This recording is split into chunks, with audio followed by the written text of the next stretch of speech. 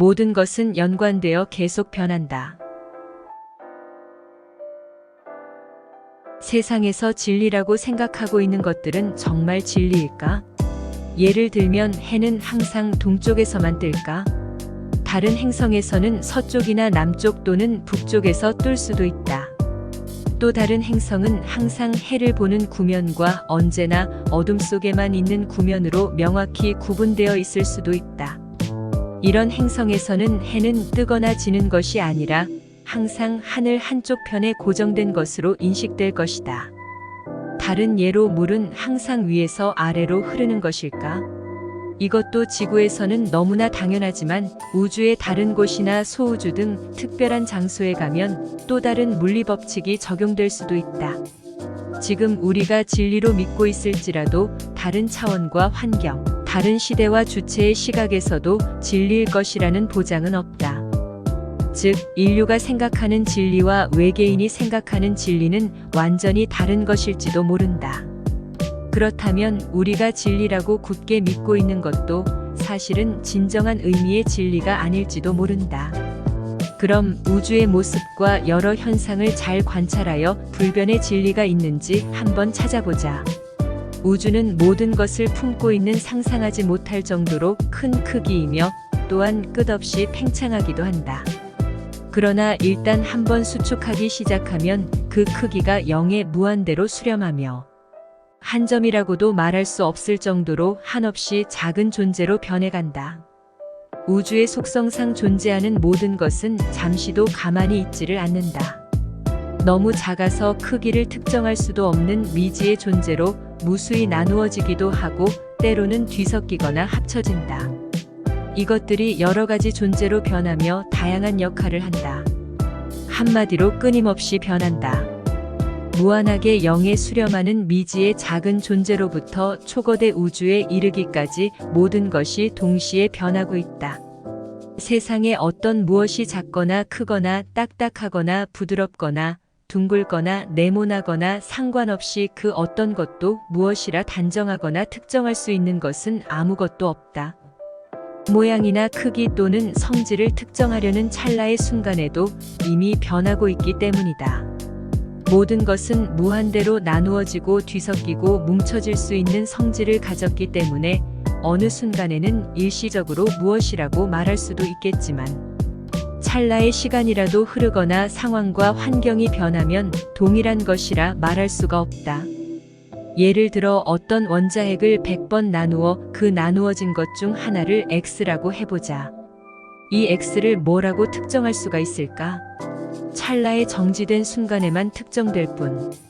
시간이 조금이라도 흐르거나 환경이 조금이라도 바뀌면 바로 다른 존재로 변한다. 그 X라는 존재도 또다시 무수히 나누어질 수 있고 그 안에 존재하는 무수히 많은 개체들은 이미 바깥 세상의 에너지나 파동 그리고 물질 등과 교류하고 있기 때문이다.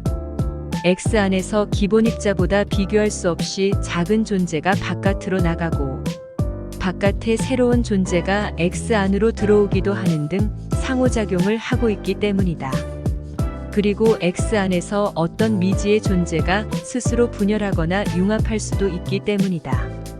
한 걸음 더 나아가서 그 X 안에 무수히 많은 우주가 들어있다고 생각해보자. 그러면 그 많은 우주에서도 모든 경우의 수가 발생하여 무한대로 변화할 수밖에 없을 것이다. 모든 것은 그 변화의 과정은 물론 변화 전과 후에도 서로 긴밀하게 관련되어 있다.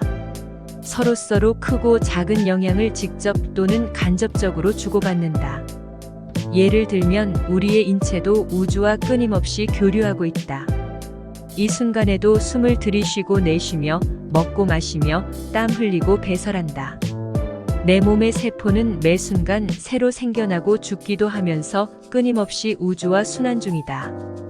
인체의 세포 중에는 몇 년에 걸쳐 바뀌거나 평생을 함께하는 세포도 있지만 짧게는 몇 시간부터 길게는 몇 달 이내에 대부분이 교체된다.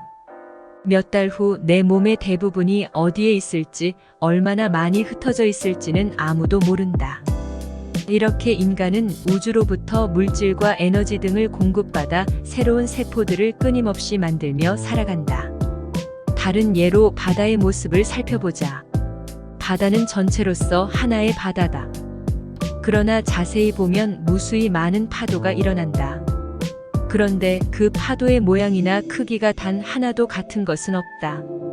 기온과 풍향, 풍속, 암초, 바다의 깊이, 해안선 등 여러 가지 영향으로 각각의 파도는 조금씩 다르다. 각각의 파도의 모양과 크기 그리고 성질이 다른데 우리는 그냥 파도라고 부르고 있다.